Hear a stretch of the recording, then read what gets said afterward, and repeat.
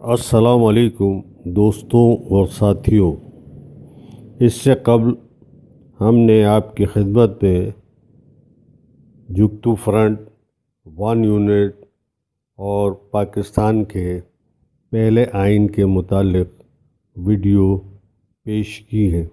پاکستان کے پہلے آئین کے متعلق ہے۔ ان ویڈیو سے آپ موجودہ حالات پر ان کا اطلاق کر کے آنے والے وقت کا اندازہ کر سکتے ہیں کہ پاکستان کی سیاست کس ڈگر پر چل رہی ہے اور چلے گی۔ یہ مضمون ڈاکٹر سید جعفر احمد کی کتاب شب گزیدہ سحر سے ماخوذ ہے۔ پاکستان کے پہلے دستور کا نفاذ ملک کے سیاسی انتشار کو ختم کرنے میں کوئی خاطر خواہ کامیابی حاصل نہیں کر سکا اور سیاسی ریشہ دوانیاں ماضی ہی کی طرح جاری رہی۔ وزیر اعظم چودھری محمد علی کی سیاسی دشواریاں بھی ان کے وزیر اعظم بنتے ہی شروع ہو گئیں۔ ان کے وزیر اعظم بننے کے 1.5 ماہ بعد مغربی پاکستان کا وسیع تر صوبہ وجود میں آ گیا تھا۔ 14 اکتوبر 1955 کو ڈاکٹر خان صاحب اس صوبے کے وزیر اعلیٰ بنے، جو کہ صوبہ سرحد کے سابق کانگریسی حکومت کے وزیر اعلیٰ رہے تھے اور ان کی وزارت کو قیام پاکستان کے 1 ہفتے بعد معزول کر دیا گیا تھا۔ مسلم لیگ کی قیادت اور خاص طور سے سرحد مسلم لیگ ڈاکٹر خان صاحب کی سخت مخالف تھی، مگر اسکندر مرزا ماضی میں بھی ان کے ساتھ ذاتی تعلقات رکھتے تھے اور 1 یونٹ کے قیام کے وقت بھی ان کے ڈاکٹر خان صاحب کے ساتھ قریبی دوستانہ تعلقات موجود تھے۔ مغربی پاکستان کی وزارت اعلیٰ پر ڈاکٹر خان صاحب کا تقرر اسکندر مرزا اور چودھری محمد علی کی پش پناہی کا نتیجہ تھا۔ ڈاکٹر خان صاحب کو مشتاق احمد گورمانی کی حمایت بھی حاصل تھی، جو مغربی پاکستان کے نو تشکیل شدہ صوبے کے پہلے گورنر مقرر ہوئے تھے۔ مغربی پاکستان کی صوبائی اسمبلی کا انتخاب غیر جماعتی بنیادوں پر ہوا تھا، مگر منتخب ہونے والے اکثر ارکان کسی نہ کسی پارٹی سے وابستگی ضرور رکھتے تھے۔ جنوری 1956 میں مسلم لیگ کی کونسل کا اجلاس ہوا، جس میں بعض اہم فیصلے کیے گئے۔ ایک اہم فیصلہ پارٹی کی صدارت اور وزارت عظمیٰ کے عہدوں کی یکجائی کے نظام کو ختم کرنے سے متعلق تھا، جس کے نتیجے میں چودھری محمد علی پارٹی کی صدارت سے الگ ہو گئے اور ان کی جگہ سردار عبدالرب نشتر مسلم لیگ کے صدر منتخب ہوئے۔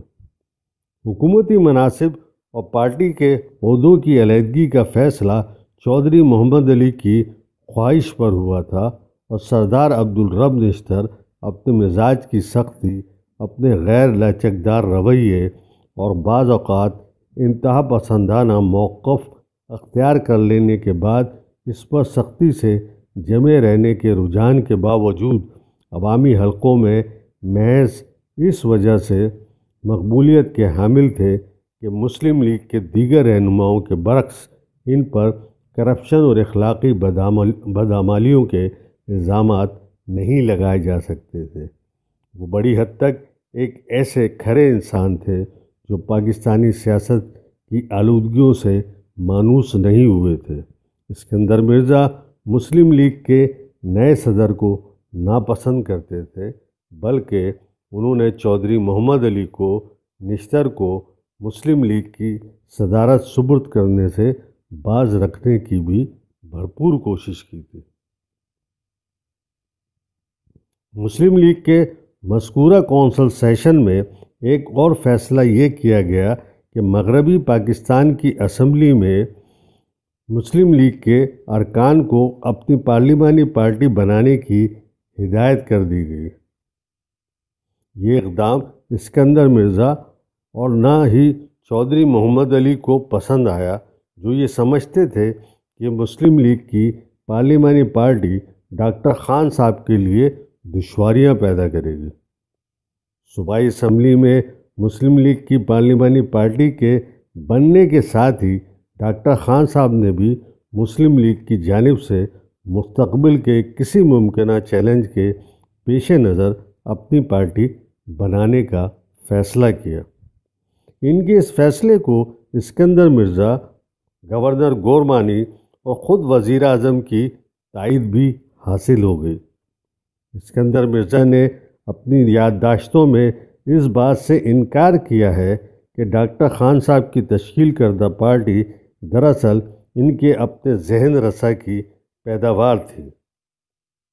اگر ایسا تھا تو تب بھی اس بات سے انکار نہیں کیا جا سکتا کہ ریپبلکن پارٹی کے نام سے بنائی جانے والی اس جماعت کو اس کے بن جانے کے بعد بہرحال اسکندر مرزا اور چودھری محمد علی ہی نے اپنی سرپرستی کے ذریعے ان سیاسی کامیابیوں سے ہمکنار کیا جو یہ پارٹی محض اپنی اور ڈاکٹر خان صاحب کی کاوشوں سے حاصل نہیں کر سکتی تھی۔ ریپبلکن پارٹی کو حاصل ہونے والی اسکندر مرزا اور وزیر اعظم چودھری محمد علی کی پشپنائی ہی تھی، جس کی بنا پر اس پارٹی کے بنتے ہی راتوں رات مسلم لیگ نے اپنی وفاداریاں تبدیل کرتے ہوئے نئی جماعت میں شمولیت اختیار کرنا شروع کر دی۔ پنجاب مسلم لیگ میں دولتانہ کے حریف ہونے اور سندھ کی لیگ میں کھوڑوں کے مخالفین نے بسر و چشم ریپبلکن پارٹی میں شمولیت اختیار کی۔ ایسا کرتے وقت انہوں نے اپنی صوبائی قیادتوں پر الزامات لگائے، جن میں سر فہرست یہ الزام تھا کہ انہوں نے 1 یونٹ کے حق میں سابقہ صوبوں کی اسمبلیوں کے ارکان کو رام کرنے کے لیے قابل اعتراض ہتھ کنڈے استعمال کیے تھے۔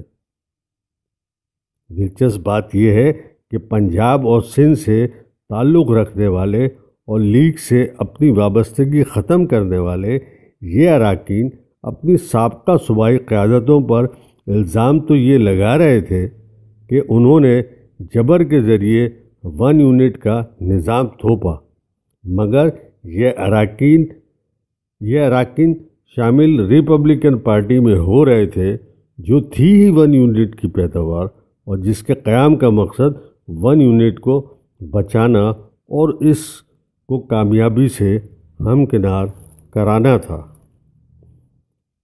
یعنی ایک وقت کہ 1 یونٹ کے حامی آج اس کی مخالفت کر رہے تھے اور پھر اس کی حمایت بھی کر رہے تھے۔ مغربی پاکستان کی اسمبلی میں مسلم لیگ اور ریپبلکن پارٹی کی کشمکش کا دلچسپ پہلو یہ تھا کہ وزیر اعظم چودھری محمد علی، جو مرکز میں مسلم لیگ کی پارلیمانی پارٹی کے سربراہ اور اسی وجہ سے ملک کے وزیر اعظم تھے، مغربی پاکستان کے صوبے میں مسلم لیگ کی مخالف ریپبلکن پارٹی کی پشپنائی بھی کر رہے تھے۔ یہ جمہوری و وفاقی سیاست کا انوکھا واقعہ تھا کہ ایک وزیر اعظم ملک کے ایک صوبے میں اپنی ہی جماعت کے مخالف عناصر کا حلیف بنا ہوا تھا۔ چودھری محمد علی کی اختیار کردہ 2 عملی کے حامل پوزیشن اس وقت ان کے لیے وبال جان بن گئی جب اسکندر مرزا کی پشپنائی سے ریپبلکن پارٹی نے مرکزی اسمبلی میں بھی اپنی پارلیمانی پارٹی بنا لی۔ وزیر اعظم چودھری محمد علی اب براہ راست طور پر خطرناک زون میں داخل ہو چکے تھے۔ اسکندر مرزا اب ان سے نظریں پھیرتے نظر آ رہے تھے۔ مسلم لیگ کے صدر ان پر تابڑ توڑ حملے کر رہے تھے اور چودھری محمد علی کے اقتدار مخلوط حکومت میں شامل ان کی حلیف جماعتوں کے تعاون کا مرہون منت تھا۔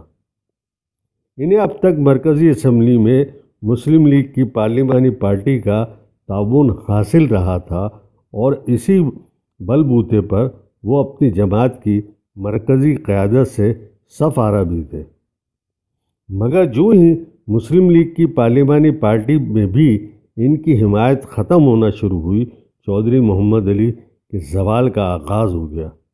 وہ اسمبلی میں اب بھی ان کو مجموعی اکثریت حاصل تھی، مگر خود لیگی ارکان ان کی حمایت سے دستبردار ہو رہے تھے۔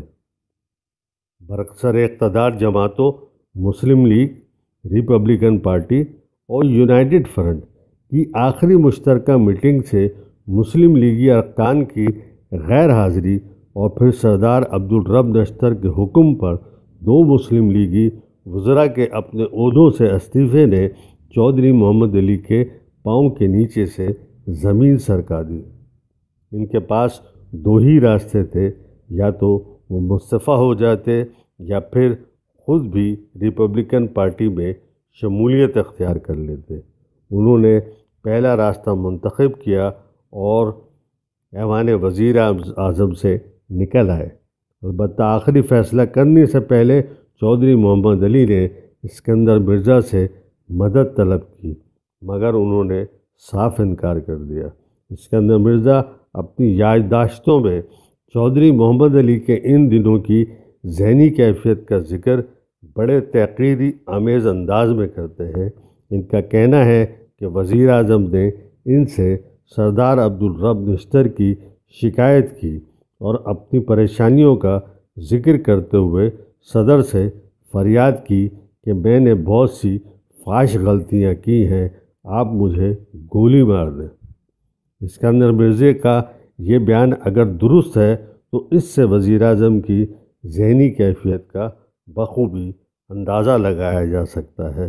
اسکندر مرزا نے انہیں گولی تو نہیں ماری، مگر ان کا استعفیٰ فوراً قبول کر لیا۔ دوستوں اور ساتھیوں، ہم آپ کو اگلی ویڈیو میں عوامی لیگ کے سربراہ حسین شہید سہروردی کے وزیر اعظم بننے کے متعلق آگاہی فراہم کریں گے۔ آپ سے درخواست ہے کہ ہمارے احساس انفو یوٹیوب چینل کو سبسکرائب کیجیے، شیئر کیجیے اور کمنٹس کیجیے تاکہ ہماری حوصلہ افزائی ہو اور ہم آپ کے لیے مزید مستند معلومات پر مبنی ویڈیو تشکیل دے سکیں۔ شکریہ۔